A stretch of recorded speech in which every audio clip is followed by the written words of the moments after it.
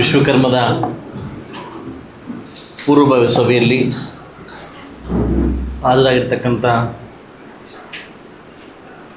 ಮಾನ್ಯ ದಂಡಾಧಿಕಾರಿಗಳು ಹಾಗೂ ಕಾರ್ಯನಿರ್ವಹಣಾಧಿಕಾರಿಗಳು ಹಾಗೂ ಪೌರಾಯುಕ್ತರು ಹಾಗೂ ನಮ್ಮ TH ಅವರು, ಎಲ್ಲ ಉಳಿದ ತಾಲೂಕು ಇಲಾಖೆ ಅಧಿಕಾರಿಗಳು ಹಾಗೂ ಸಂಘದ ಅಧ್ಯಕ್ಷರು ಮತ್ತು ಪದಾಧಿಕಾರಿಗಳು, ಮಾಧ್ಯಮ ಮಿತ್ರರು, ಅಧಿಕಾರಿಗಳಲ್ಲಿ ಒಂದು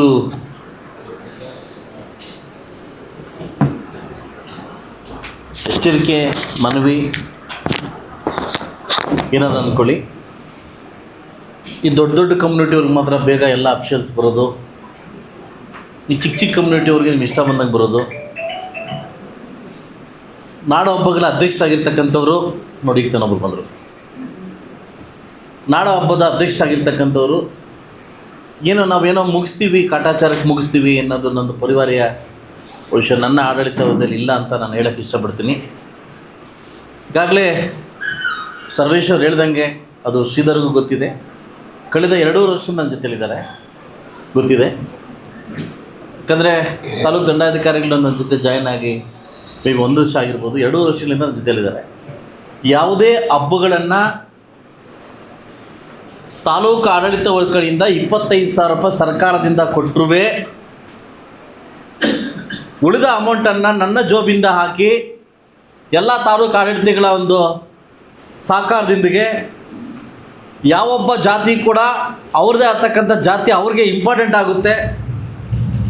ಇವನು ಕಟ್ಟ ಕಡೆ ಜಾತಿಯವರು ಕೂಡ ನಾನು ಇದೆಯನ್ನು ಭರವಸೆ ಕೊಟ್ಟು ಆ ಜಾತಿ ಅವ್ರಿಗೆ ಒಂದು ಏನು ನಮ್ಮ ಸಬಲೀಕರಣ ಆಗಲಿಕ್ಕೆ ಏನು ಅವಶ್ಯಕತೆ ಇದ್ದು ನಾವು ಕಾರ್ಯಕ್ರಮ ನಡೆಸ್ಕೊಡ್ತಾ ಇದ್ದೀವಿ.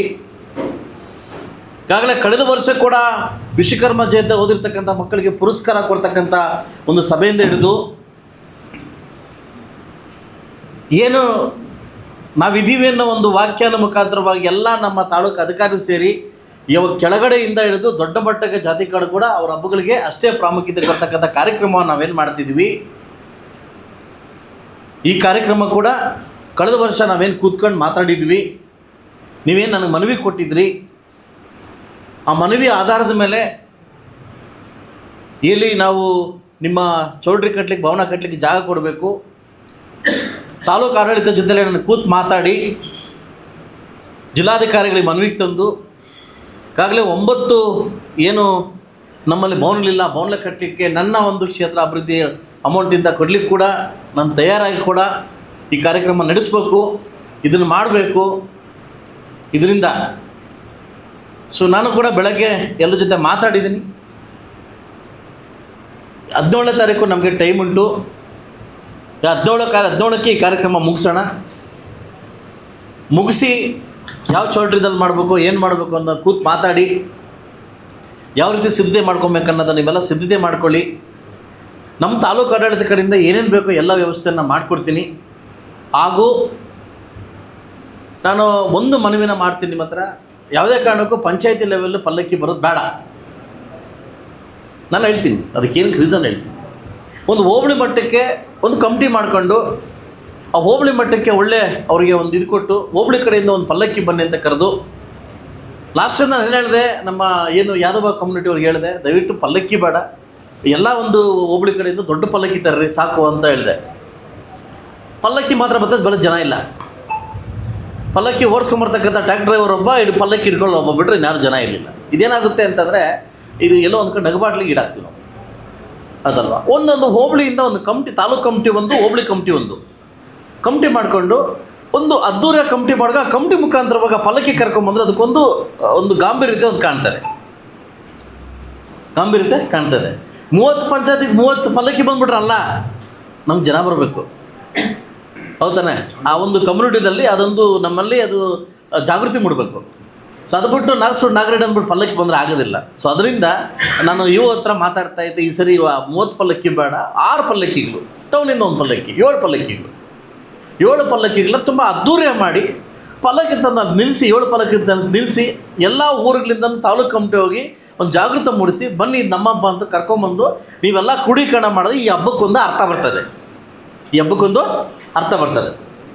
ನನ್ನ ಅಭಿಪ್ರಾಯ ಹೇಳ್ತಾರೆ, ಯಾಕಂದ್ರೆ ನಾನು ಈಗಾಗಲೇ ಕಂಡಿದ್ದೀನಿ ಅಂತ ಅಭಿಪ್ರಾಯ ಅಂತ ಹೇಳ್ತೇನೆ. ಅವತ್ತು ನಾನು ತಾಲೂಕು ಆಡಳಿತ ಕಡೆ, ಜಿಲ್ಲಾಡಳಿತ ಕಡೆ, ಸರ್ಕಾರದಿಂದ ಏನೇನು ಬರಬೇಕು, ನನ್ನ ಕಡೆಯಿಂದ ಏನೇನು ಬರಬೇಕು ಅವತ್ತು ಅನೌನ್ಸ್ ಮಾಡ್ತೀನಿ. ಅವತ್ತು ಅನೌನ್ಸ್ ಮಾಡ್ತೀನಿ, ಕಾರ್ಯರೂಪಕ್ಕೂ ತರ್ತೀನಿ. ಸೊ ಅದನ್ನು ಆಂತರಿಕ ವ್ಯವಹಾರ ಏನಿದೆ, ಈಗಾಗಲೇ ನಾನು ಬಾಡಿಗೆ ಕೊಟ್ಟಿದ್ದೀನಿ ಅಂದ್ಕೊಂಡಿದ್ದೆ, ನನಗೆ ಈಗಲೇ ಸ್ವಲ್ಪ ನೋವಾಗ್ತದೆ ಕೊಟ್ಟಿಲ್ಲ ಅಂತ. ನಾನು ಕೂಡ ನ್ಯಾಯ ಪಂಚಾಯತಿ ಮಾಡಿ ಆ ಬಿಲ್ಡಿಂಗ್ ಓನರ್ನ ಮಾತಾಡಿ ಅಡ್ವಾನ್ಸ್ ಕೊಡಿಸಿ ಬಾಡಿಗೆ ಎಲ್ಲ ಮಾತಾಡಿ, ಬಾಡಿಗೆ ನಾನೇ ಮಾತಾಡಿ ಎಲ್ಲ ರೀತಿ ವ್ಯವಸ್ಥೆ ಮಾಡಿದ್ದೆ. ಸೊ ಅದರಿಂದ 17ನೇ ತಾರೀಕು ತಾವೆಲ್ಲ ಒಗ್ಗೂಡಿ ತಾಲೂಕೊಂದು ಈ ಒಂದು ಸಮಿತಿ ಇದು ಮಾಡಿಕೊಂಡು ಸಮಿತಿ ಮಾಡಿಕೊಂಡು ಸ್ಟೇಜ್ ಯಾರು ಮಾಡಬೇಕು, ಪಲ್ಲಕ್ಕಿ ಯಾರು ಮಾಡಬೇಕು, ಜನ ಯಾರು ಸೇರಿಸಬೇಕು, ನಿಮ್ಮಲ್ಲಿ ನಾವೇ ಒಗ್ಗಟ್ಟಾಗಿ ಕೂತ್ಕೊಂಡು 9 ಜನ ಕೂತ್ಕೊಂಡು 9ರಿಂದ ಇದನ್ನು ಹೆಸರನ್ನು ನಮೂದನೆ ಮಾಡಿ ಒಂದು ಹೋಬಳಿ ವೈಸ್ ಒಂದು ಕಮಿಟಿ ಮಾಡಿಕೊಂಡು ಈ ಕಾರ್ಯಕ್ರಮವನ್ನು ಚೆಂದಾಗಿ ಅಂದವಾಗಿ ಮುಗಿಸ್ತಕ್ಕಂಥ ಕಾರ್ಯಕ್ರಮವನ್ನು ಮಾಡಿಕೊಳ್ಳಿ. ನಾವು ಇರ್ತೀವಿ. ಈಗ ನಾನು ಮಾತಾಡ್ತೀನಿ, ತಪ್ಪು ತಿಳ್ಕೊಂಬೇಡಿ. ನಮ್ಮ ಚಿಕ್ಕ ಚಿಕ್ಕ ಜಾತಿಗಳಲ್ಲೆಲ್ಲ ಎಲ್ಲ ಜಾತಿಗಳಲ್ಲೂ ಕೂಡ ಒಂದು ಮೈಮನಸ್ಸಿದ್ದಾವೆ. ಆದರೆ ಈ ಥರ ಬಂದಾಗ ಆಂತರಿಕ ನಾವೆಲ್ಲ ಒಂದಾಗಬೇಕು. ಹೇಳಿ ಎಲ್ಲಿಲ್ಲ ಅಂತ ಹೇಳಿ ನೋಡೋಣಾಗಲಿ. ಎಲ್ಲ ಕಡೆ ಇದೆ ಅದಲ್ವಾ?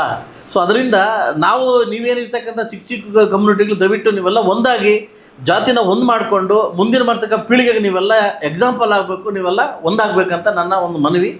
ಅದರಿಂದ 17ನೇ ತಾರೀಕು ಫೈನಲ್ ಮಾಡಿ, 17ನೇ ತಾರೀಕು ಫೈನಲ್ ಮಾಡಿ ನೀವೆಲ್ಲೇ ಹೇಳ್ತೀರಾ ಆ ಚೌಲ್ಟ್ರದಲ್ಲಿ ಕಾರ್ಯಕ್ರಮನ ಮುಗಿಸ್ಕೊಡ್ತೀವಿ.